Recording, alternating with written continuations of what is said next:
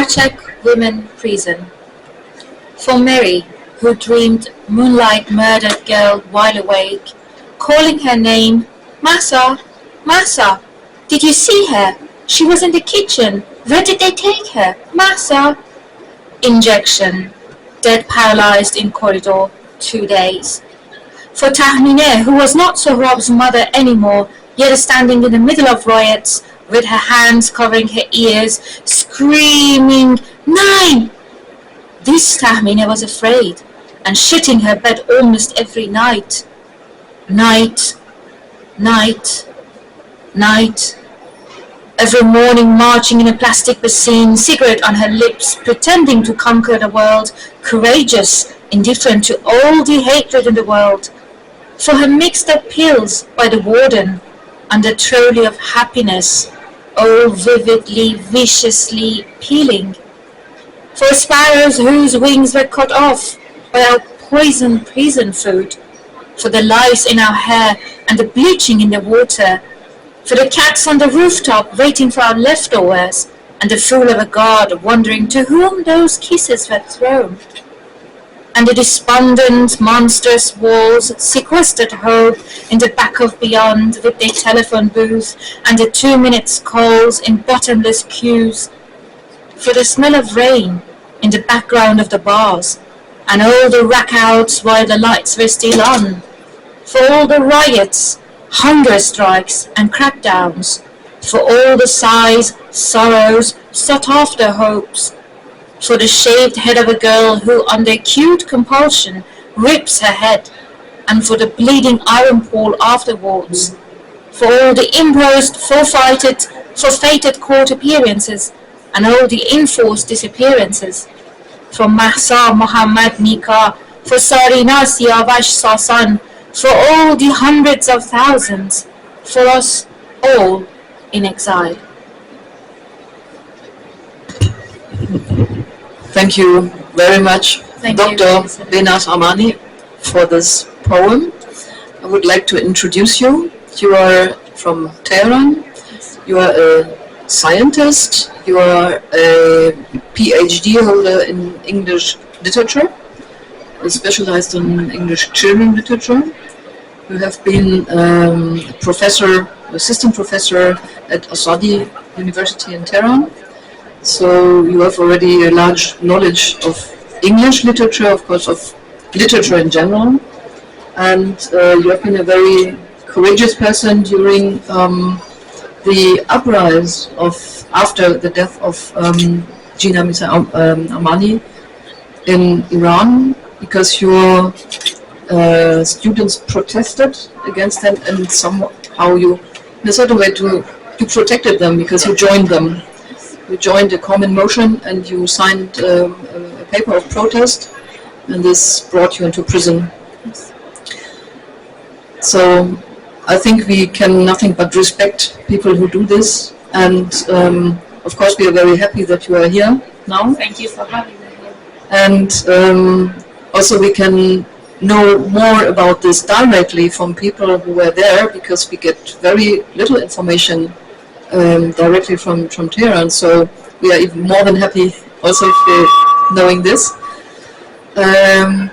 Could you say something about, describe the situation as it was at that time? Well, as the world heard already about the death of Jina Mahsa Amini, they killed her, but they denied the fact that they were the one who killed her while she was in their custody. And this is a violation of human rights. After that, many people start to protest for their rights, especially at universities and the schools as well. But they attack people brutally. Every day, around 5 p.m., it was as if the war was going on the streets. There were tear gas, bullets, shouts, gunshots, and whenever you walk on the streets, you felt that you're in the war zone. And they treated us as if we were the enemy, very brutally and savagely. It was horrendous. So what does it mean to go directly into this war zone? Because it takes a lot of courage. And what drives you? And of course, all the fellow people in Iran who were numerous persons on the street, because we saw also some video covering of these events, which are so horrible that you hardly want to look at it. So where did you take the courage from? To be honest, maybe out of our anger, because there will come a point in your life that you will tell to yourself that enough is enough and I have to take back my rights. So I believe that was the point for people. We knew that each time we went on the streets, it might be our last time, and they might kill us without any trace, without our families know what happened to us. But we took that risk because we told ourselves enough is enough and we should confront them. So in the end, you also paid your price for this because you have been arrested and you have been brought into prison. Would you like to talk about this? It's fine. To be honest, I've always knew that one day they are going to arrest me for my activities. So when they came for me, I wasn't afraid or shocked. And to tell you the truth, tomorrow would be the second anniversary of the time that first I received a call from University Security Headquarters, and on 20th of October, it is the second anniversary of my arrest, when they arrest me right in front of my house. And something which is funny, and I mean in the dark way, that I just found out is that when they arrest us, they told everyone that you're our guest for one night, and it meant for us at that moment that they are going to release us tomorrow. But that was not the case, because they were transferring us to another place. But there was a reason behind this, and I just recently found out what was the reason, why they kept telling us that you're our guest just for one night. Because legally, when they arrest you, they have to let you know what is your accusation. And because none of us were doing anything illegally, and they could not accuse us legally, so they couldn't keep us in the same place. That's why they transfer us to different places till they transfer us to the prison. And naively, we all thought that when they told us that you're our guest for one night, our guest, remember the word, it means that they're going to release us. So in Iran is calling themselves a republic. So it's the people who matter. You certainly have a constitution. Do you have any legal possibilities, apart from all these arbitrary things, to get out of prison? Are there lawyers who are courageous enough to defend you? And is this possible? There are many lawyers, but sarcastically enough, they are all imprisoned themselves after a while.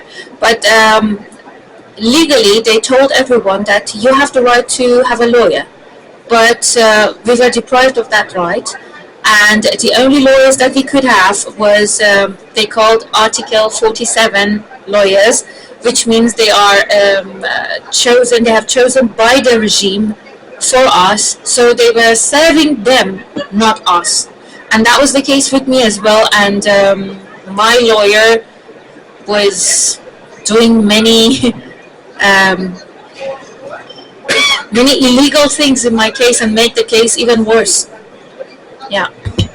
So once you have been in prison, what was going on in your mind? Were you also thinking about going out? And do you had a thread of thought which might have supported you in a positive way? Because this is a very depressing situation, of course. There were nights that we were hearing some noises from the ceiling, and we were making fun and saying that, yeah, people are here, they're here to save us. So get prepared. They're going to break the prison gate and they're going to rescue us. But we knew that we were in the middle of nowhere, in a desert. So, to be honest, there were no hope, but every word could light up a very tiny amount of hope in you. But that was making the situation even worse, because you thought about something and you created this hope for yourself, but the very next day you saw that it's smashed to nothing. You were not alone, I guess, and you were together with other women. Yeah. Was there solidarity among you, and did you work somehow together? What did you do? We were 91 people in 6 small rooms with 2 bathrooms and 2 toilets, unhealthy one. And the interesting or the beautiful thing was that almost every day we had this uprising inside the prison. We had hunger strikes, we were singing revolutionary songs, we were shouting at the prison guards. They were forcing us to listen to the sound of azan every day, and at the time that they were forcing us to listen to that, we were gathering in one place, and my inmates start to sing and others start to dance. The song of azan is from the mosque? From the TV, the radio, from the radio, and it infuriated the prison warden, and they shout at us that you should be ashamed of yourself, this is the time of prayer, so stop that. And we were making it even higher and higher.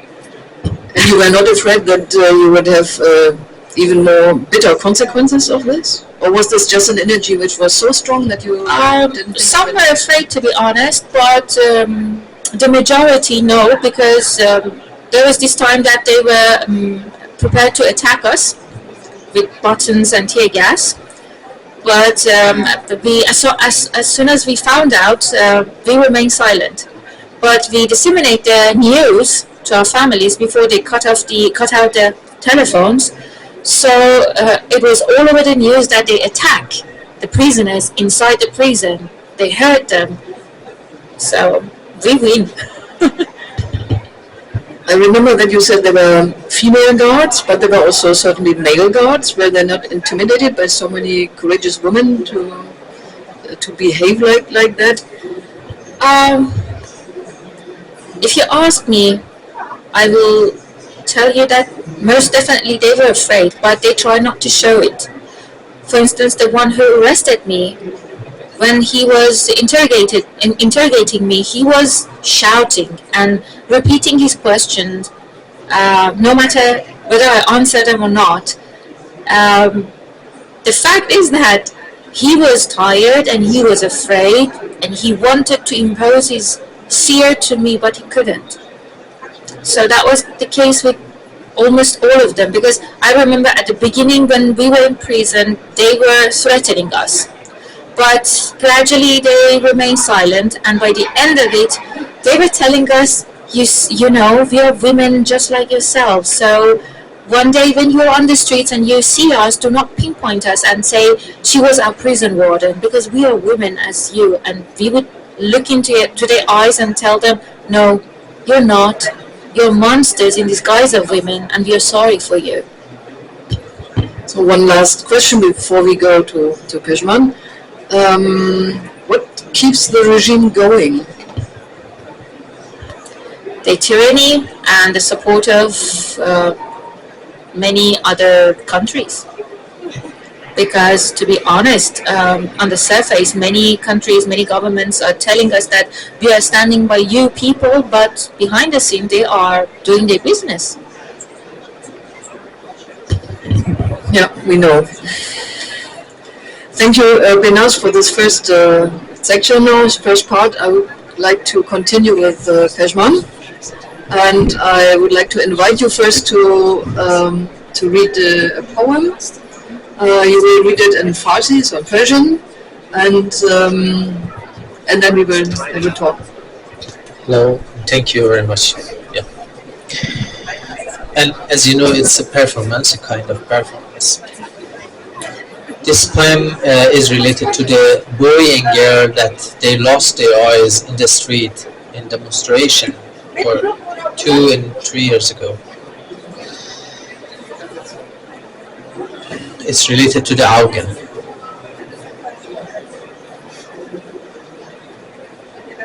چشم که ندانی که چیست چشم حالا چشمهایت را به یغما گرفتند در انتهای غروب خیابان چشم بر روی هم می نهم دست بر روی دست چه چاره که گلوله از پوست نازک چشمهای تو گریز زده است به تاریکی به مویه مادرت در چله بهاری بی انتظار به سراسیمگی فریادی برای آزادی فانوس دست‌های رهگذران نوید نوری خاموش را می‌دهد نوید خیالی خاکستری خیالی وامانده در میانه انفجار جنگ جهانی دوم خیالی از انتهای خنده‌ای برباد رفته و تو انتظار چشمهایت را کور می‌بینی تاریک در منتها الیه رو به سوی برای میدانم چشمهای کلمات همینجا تار میشوند درست مثل گلوله‌ای که بر پوست نازک چشمهای تو فرو شده بود خصوصا این صحنه را غبار گرفته است و گاز اشک‌آور با بوی باروت قاطی شده است سربازان فرمان ایست میدهند و من خیابان کلماتم را گم کرده ام نمی‌بینم و زبان به سکته‌ای ممتد می‌افتد که جای خالی تو را پیدا کند در چشم کورمال بر حفره‌های خالی چشم دست می‌کشم و بر زمینه بریل نوشتند چه چاره که گلوله از پوست نازک چشم‌های تو گریز زده است به تاریکی چه چاره که گلوله از پوست نازک چشم‌های تو گریز زده است به تاریکی.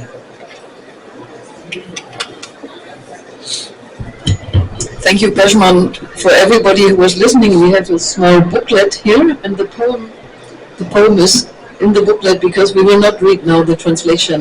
You can read it later. And anyway, we cannot copy the way how you presented. This is a very special way of reading poetry. So thank you for this, Pezhman. Thank you for your comments.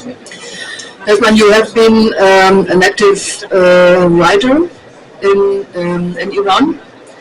And because of your publications and your writings, you have suffered persecution.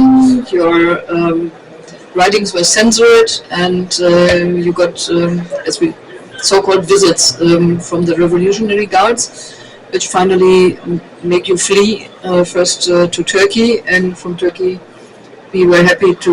It's hard work, and it means. We're happy with both of you could answer to this.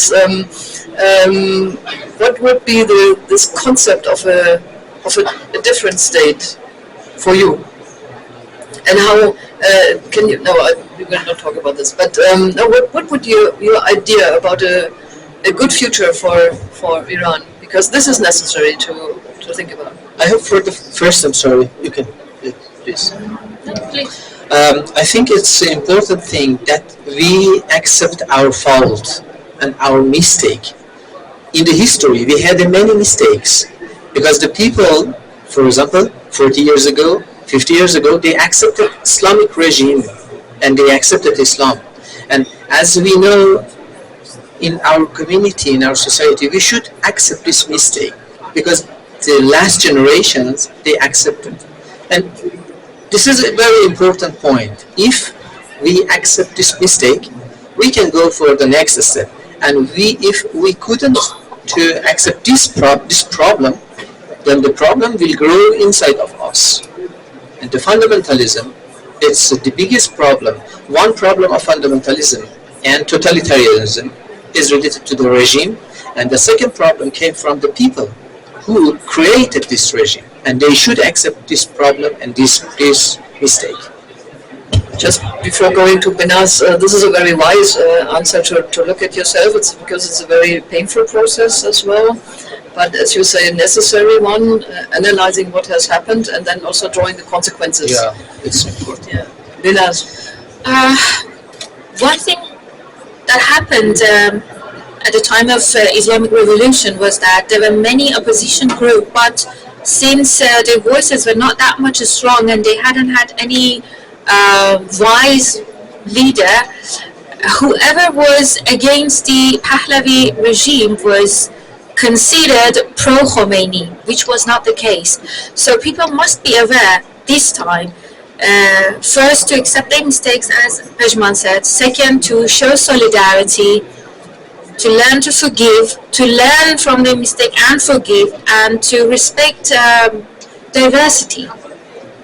Because not accepting the diversity will not allow you to have the unity, and if you do not have those things, the result would be the same. Yeah, if you look at German history to finish maybe with this, and maybe you can ask also some people who they have questions. I mean, the end of our terror regime of Nazi was that we had the Nuremberg processes. And we had finally death penalties against the leaders of not everyone, but some head of this regime. So it was a terrible end, not a peaceful one. Sometimes it is necessary, unfortunately.